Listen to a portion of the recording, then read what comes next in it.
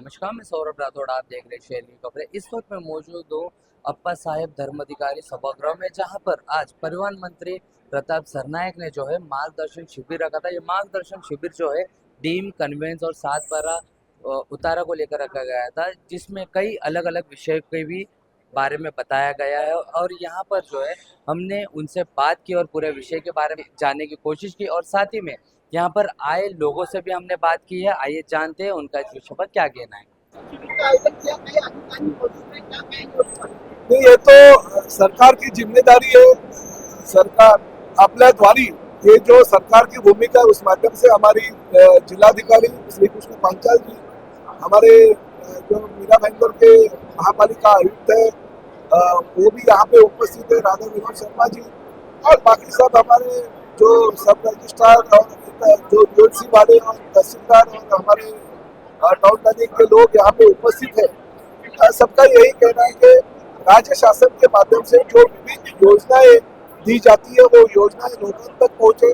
साथ ही में मीरा भाईंदर शहर में बहुत जटिल समस्या है, क्योंकि डीम कन्वेंस अभी तक बहुत सारे बिल्डिंगों का नहीं हो गया। जो पुरानी और जर्जर इमारतें हैं उनको रीडेवलपमेंट के लिए परमिशन नहीं मिलते, क्योंकि उनके पैटर्न क्लियर नहीं रहते।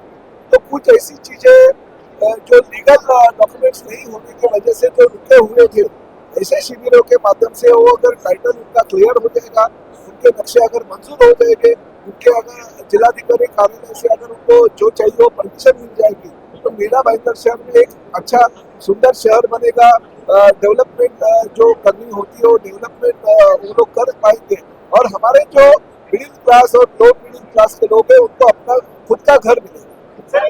नहीं, देखिए, मैं किसी के ऊपर यह आरोप करता नहीं। देखिए, मैं लोक प्रतिनिधि शहर का शहर पे लोक प्रतिनिधि के तौर पे मैं इस शहर का नेतृत्व कर रहा हूँ, और नेतृत्व करते करते ये शहर के जो भी सवाल रहते हैं वो सवाल का जवाब देने में मैं बांधी हूँ, क्योंकि पिछले 4 टर्म से भी शहर का विधायक के तौर पे चुन के आया हूँ। तो मेरी जिम्मेदारी बनती है लोगों को जो चाहिए वो सेवा देना है, और मैंने सिर्फ एक शिविर नहीं रखने ताकि वो पॉलिटिकल कोई फायदा उससे हो। हर महीने के पहले संडे हम ये शिविर लेंगे, ताकि आज अगर जिसको कोई चांस नहीं मिला या उनके डॉक्यूमेंट्स अगर उसको क्लियर करके नहीं मिले तो अगले महीने में मिलेंगे। अगले महीने में अगर किसी को नहीं मिला तो उसके अगले महीने में मिलेंगे। और उसके बाद में भी महानगर पालिका के स्तर पे हमारे उपनिबंधक रहेंगे, तहसीलदार रहेंगे, और महापालिका प्रशासन के प्रमुख के तौर पे आयुक्त किसी को नियुक्त करेंगे। उन लोगों की एक कमेटी बना के महानगर पालिका में एक जो वार्ड है वो खुला किया जाएगा, ताकि लोगों को हर रोज जो सवाल उनके हैं वो एक ही दिन में वहाँ पे उसके ऊपर उनका न्याय मिलेगा या वो सवाल का जवाब मिलेगा। शासन प्रयत्नशील है, और शासन ने बहुत ही जो नियम है वो नियम शिथिल किए हैं। बहुत सारे लोगों को उस शिथिल नियम करने के बाद फायदा होगा, क्योंकि देखिए जो लोग हैं वो उनका हक मांग रहे हैं। हम तो हमारे जेब से उनको कुछ नहीं दे रहे।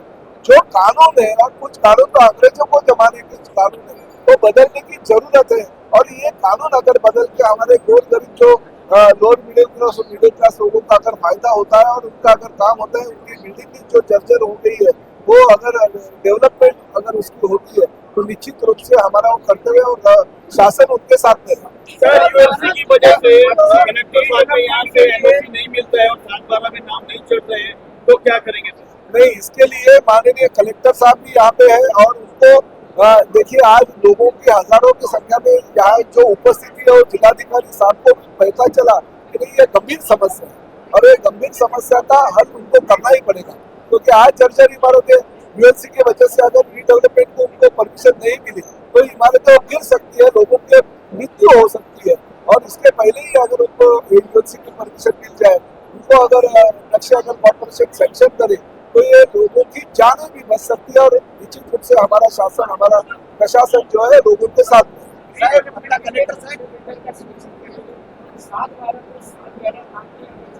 नहीं, ऐसा मेरा यही कहना है कि जो गलत लोगों के हाथ में रीडेवलपमेंट नहीं जाना चाहिए। जो लोगों को फंसाते हुए लोगों के घर खाली करके देंगे, उनकी कैपेसिटी नहीं रहेगी बिल्डिंग बनाने की, मगर एग्रीमेंट बनाएंगे सोसाइटी के सेक्रेटरी चौरपत को पटा के वो लोग रीडेवलपमेंट का एग्रीमेंट साइन करके लोगों को रेंट भी नहीं दे और लोगों को बाहर कर देंगे और भाग जाएंगे। आने वाले पैसे से ही रीडेवलपमेंट करेंगे और बिल्डिंग का काम बीच में छोड़ जाएंगे। इन लोगों के हाथ में वो बिल्डिंग नहीं दो, ऐसा मैंने लोगों को आह्वान किया कि गलत हाथों में अगर वो बिल्डिंग देंगे तो लोग बेचारे बेघर हो जाएंगे। वो उनको उस वक्त ऐसा लगता है कि नहीं हमारी पुरानी धोखाधड़ी बिल्डिंग थी वो अच्छी थी, अब तो ना घर का रहे ना घाट का रहे, इसी परिस्थिति शहर में निर्माण नहीं होनी चाहिए। तो क्या कहना चाहोगे, आज परिवहन मंत्री प्रताप सरनायक ने आज मार्गदर्शन शिविर रखा है, इस पर आपके क्या? नमस्कार, मेरा नाम इमरान शेख है, मैं मीरा रोड में रहता हूँ। मेन मुद्दे पे जो हमने उनको पेपर दिया था कि हमारे मुद्दे नगर पालिका के कमिश्नर से पूछिए, लेकिन वो जवाब नहीं दे पाए। मेन मुद्दा क्या है हमारा कि जो UDCPR आने के बाद बेसिक FSI और गार्डन का FSI जो बना है वो नगर पालिका सोसाइटी को ना देते हुए 20-25 साल पुराने लेआउट रिवाइज करके बिल्डरों को दे रही है। तो जब हम कन्विंस ले भी लेंगे और हमारा FSI जब बिल्डर ले चुका रहेगा तो कन्विंस लेके हम करेंगे क्या, पहला चीज़। दूसरा, नगर पालिका के पास डॉक्यूमेंट ही नहीं है सोसाइटियों के, तो हमको कन्विंस मिलेगा कैसे? टीम कन्विंस के लिए जाते तो रजिस्ट्रार बोलते पेपर लाइए, पेपर ही नहीं तो कन्विंस मिलेगा कैसा? ये लोग हमको बता रहे कि कन्विंस ऐसा ऐसा मिलेगा, प्रोसीजर बता रहे, लेकिन नगर पालिका को सरनायक साहब ये नहीं पूछ रहे हैं कि आपके डॉक्यूमेंट किधर है आपके ऑफिस में, जब परमिशन दी गई है बिल्डिंग को, परमिशन के पेपर किधर है, उसका जवाब वो नहीं दे पाए। आज 30 साल हो गया है, लेआउट बन चुके हैं, सारा FSI यूज हो गया है। UDCPR आने के बाद जो FSI बढ़ा हुआ है तो वो FSI तो सोसाइटियों का है ना, तो बिल्डर कैसे ले रहे हैं उसको और नगर पालिका दे कैसे रही है? और नगर पालिका के कमिश्नर जब हेयरिंग लेते हैं 1-2 मिनट में हेयरिंग खत्म कर देते हैं, हमारी सुनते ही नहीं है। तो इसके ऊपर हम जवाब मांगे थे लेकिन जवाब हमको नहीं मिला। हमने तो ये पेपर सरनायक साहब को दिए हैं, जिसके ऊपर हम ये सारे मुद्दे पे उनसे मांगे हुए हैं। आपको क्या लगता है? हमने सरनायक साहब के ऑफिस में भी जाके बोले, लेकिन आज 1.5 साल हो गया, हमको उस मुद्दे पे कुछ नहीं मिला है। यहाँ तक कि हद ये हो गई कि बिल्डर हमारे एम्यूनिटीज के ऊपर 100 करोड़ का लोन ले चुका है और अपनी प्राइवेट पार्टीज उधर ऑर्गेनाइज करता है, लेकिन सोसाइटी को उधर जाने का हक नहीं है। वो भी मुद्दा हमने सरनायक साहब को दिया था, उस पर भी कमिश्नर साहब कुछ नहीं कर रहे। 2-3 कमिश्नर बदल गए, लेकिन आज तक वो मुद्दा उधर का उधर ही है। मतलब आपका कहना ये है कि आज तो मार्गदर्शन शिविर रखने के बावजूद आपकी बातें नहीं, उसका कोई विषय नहीं। हमने कंप्लेंट फाइल किया था बिल्डर के अगेंस्ट, जब उधर कुछ नहीं था।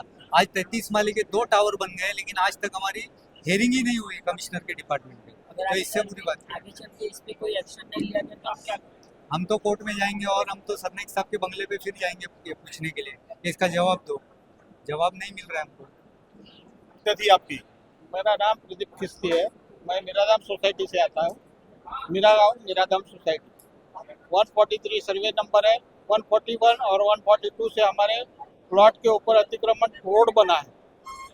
दूसरा, हमारे सोसाइटी के अंदर एक अनधिकृत बांधकाम है, उसके लिए भी हमने एप्लीकेशन किया था, लेकिन आज की मीटिंग में ये सब चीज़ें हुई नहीं है।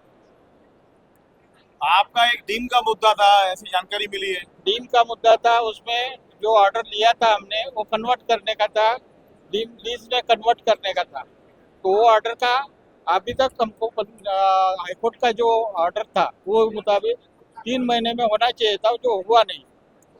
तो किसने दिया नहीं ऑर्डर आपको? आपके जो रजिस्ट्रार है हमारे डीडीआर साहब ने आज तक हमको ऑर्डर दिया नहीं है, उसके वजह से हमारा रीडेवलपमेंट का प्रोसीजर पूरा रुक गया है। क्या कहना है उनका, क्यों नहीं दे रहे? उनका कहना है अभी 6 तारीख को उन्होंने हियरिंग लगाया है, इसमें उनका क्या कहना है मालूम पड़ेगा। मेरे को ये बताइए कि आप कहते हैं कि हमारी बिल्डिंग को वहाँ पे रोड बना दिया गया, रोड किसने बनाया, किस बिल्डर ने बनाया और क्यों बनाया? रोड मैजिक स्टार बिल्डर करके है, उन्होंने बनाया है। और 142 से वो रोड बना है 143 में, हमारा सर्वे नंबर 143 है और 143 का बिना परमिशन से उन्होंने वो रोड बनाया है। क्या उसके प्लॉट को वो रोड था, कोई जगह थी रोड जाते पहले रोड नहीं था, वो हमारा ग्राउंड था, उसमें से बच्चे लोग खेलने का आते थे, लेकिन अभी उसको रोड बनने से हमारा सोसाइटी का रीडेवलपमेंट रुक गया है। तो ये रोड किसने बनाया और महानगर पालिका ने उसको सीसी कैसे पास किया और कितने माले का टावर? महानगर पालिका को हमने 2007 से पेपर वर्क चालू है हमारा, लेकिन महानगर पालिका कोई कार्रवाई कर नहीं रही। पर ये रोड किसने बनाया, किसकी मैजिक स्टार बिल्डर। और कौन है वो मैजिक स्टार में? मैजिक स्टार में विक्रम प्रताप सिंह है, और कौन है इसमें?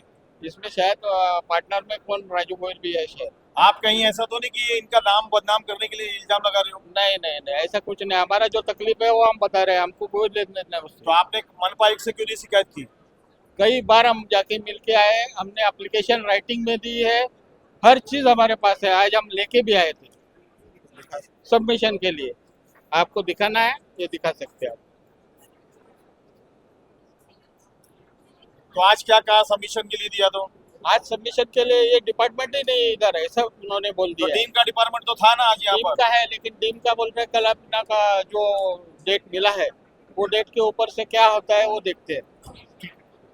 तो जैसे कि आपने देखा, परिवहन मंत्री प्रताप सरनाईक ने कहा जो भी इत्यादि जैसे कि डीम की समस्या हो गई, कन्वेंस की समस्या हो गई, 7/12 को लेकर कोई समस्या है, आज जो है सभी मार्गदर्शन शिविर रखा गया था जिसमें आप सभी लोगों ने आप अपनी प्रतिक्रिया रखी, सभी लोगों ने अपनी बात रख के जो है उन्हें बताया। पर इसमें कुछ लोगों को जो है संतुष्ट नहीं होने की ऐसी बात दिखाई दे रही है, क्योंकि जिन कुछ लोगों ने, जैसे कि आपने देखा कि कुछ लोग संतुष्ट नहीं दिखाई दे रहे हैं। तो इस पर जो है परिवहन मंत्री प्रताप सरनाईक क्या विचार करते हैं, ये आने वाले समय में पता चलेगा। आगे की खबरों के लिए मेरे साथ यानी सौरभ राठौड़ के साथ देखते रहे शेयर की खबरें।